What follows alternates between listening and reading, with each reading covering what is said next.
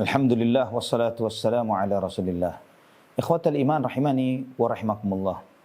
Ada sebagian ikhwah yang sering bertanya, sebagian jamaah kajian, Ustaz, bukankah Islam ini saat ini sudah sekian banyak ragam dan warnanya dengan pemahaman masing-masing ajaran dan lain sebagainya, dan semuanya mengklaim benar, semuanya mengklaim bahwa dia di atas jalan yang benar, yang sahih. Bagaimana kita mengetahui kebenaran dan mana yang salah dari aliran dan pemahaman ini? Ikhwatal iman rahimani wa rahimakumullah. Di dalam sebuah hadis yang sahih, disahihkan oleh para ulama, dan berdasarkan hadis ini pun banyak para ulama menyusun kitab-kitab mereka. Seperti diantaranya Al-Imam Syekh Abdul Qadir Al-Jailani dalam kitab Al-Ghunyahnya, atau Al-Faslu fil Milal wan Nihal Al-Imam Ibnu Hazm, atau Asy-Syahristani dalam Al-Milal wan Nihal, dan yang lainnya Abdul Qahir Al-Baghdadi dalam Al-Farqu Bainal Firaq, yaitu sebuah hadis yang Nabi sallallahu alaihi wasallam ketika menjelaskan tentang perpecahan umat, yang Nabi sallallahu alaihi wasallam bersabda, iftaraqatil yahudu ila 71 firqah wa iftaraqatin nasara ila 72 firqah wa sataftariqu ummati ila 73 firqah kulluha finnar wa hiya kulluha finnar illa wahidah wa hiya ma kana alaihi al-yawma wa ashabi. Nabi SAW bersabda bahwa Nasrani, Yahudi terpecah menjadi 71 golongan. Nasrani terpecah menjadi 72 golongan. Dan umatku akan terpecah menjadi 73 golongan, lebih banyak. Dan semuanya di neraka. Kulluha finnar illa wahidah. Satu saja yang selamat. Wahiyal jamaah, dalam hadis yang lain, dalam sebuah hadis disebutkan, dalam sebuah riwayat, itu adalah al-jamaah. Siapakah al-jamaah? Ma ana alaihi al-yawma wa ashabi. Dalam salah satu riwayat Nabi SAW bersabda, yaitu yang mengikuti jalanku dan jalan para sahabatku. Dari sini Nabi SAW mengajarkan kepada kita bagaimana kita memahami perpecahan dan bagaimana kita menyikapinya. Dan bagaimana adab para sahabat radhiyallahu anhum ketika menyikapi apa yang disabdakan oleh Nabi sallallahu alaihi wasallam.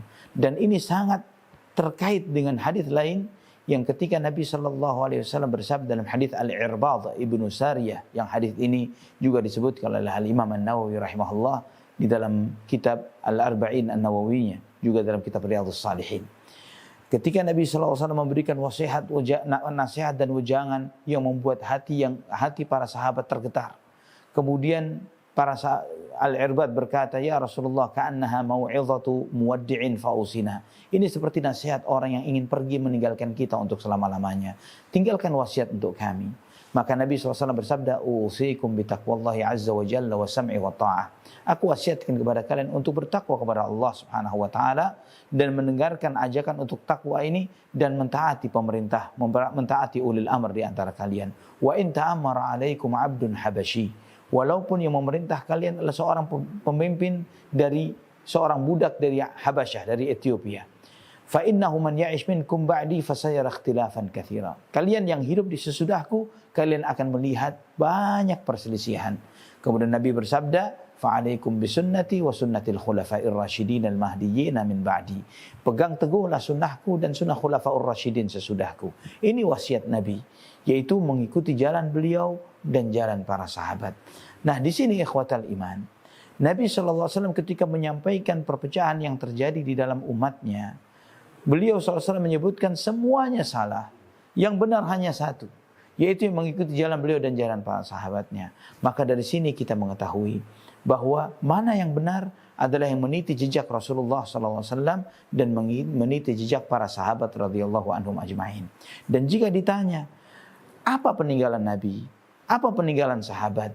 Al-Quran dan As-Sunnah. Al-Quran yang sampai dengan utuh sampai kepada kita, dan hadis-hadis Nabi SAW sebagaimana yang diriwayatkan oleh para imam-imam ahlul hadis, Bukhari, Muslim, Abu Dawud, Turmudzi, Nasai, Ibnu Majah, Imam Ahmad, Muwatta Imam Malik, dan yang lainnya. Yang riwayat itu sampai kepada kita dengan utuh, yang Bukhari, Muslim tidak diragukan akan kesahihannya. Kemudian kitab-kitab sesudahnya, di sana para ulama mereka mengklasifikasikan riwayat-riwayat itu antara yang sahih dan yang dhaif. Dua ilmu inilah ikhwatal iman yang sampai kepada kita dengan sangat utuh dan tidak ada infiltrasi, penambahan, pengurangan dan yang lain sebagainya. Ikhwatal iman, Al-Quran dan As-Sunnah adalah wahyu. Adapun akal fikiran adalah wadahnya. Al-Quran, As-Sunnah adalah wahyu. Karena Nabi SAW tidak berbicara dari hawa nafsunya. Wa ma yantiqu anil hawa in huwa illa wahyin yuha. Beliau SAW tidak berbicara dari hawa nafsunya. Yang beliau sampaikan adalah wahyu yang diwahyukan kepadanya. Sebagaimana Allah firmankan dalam surat An-Najm ayat 3 dan 4. Maka dari sini kita menyadari.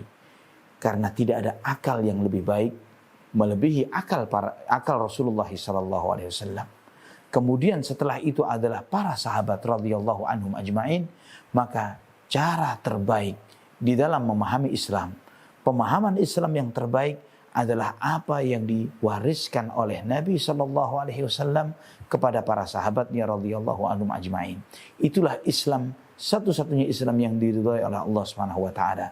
Adapun Islam dengan warna ini, warna itu, warna ini yang ditambahkan setelah apa yang diwariskan oleh Nabi SAW kepada para sahabatnya adalah batil, bukan bagian dari Islam. Wallahu a'lam bishawab.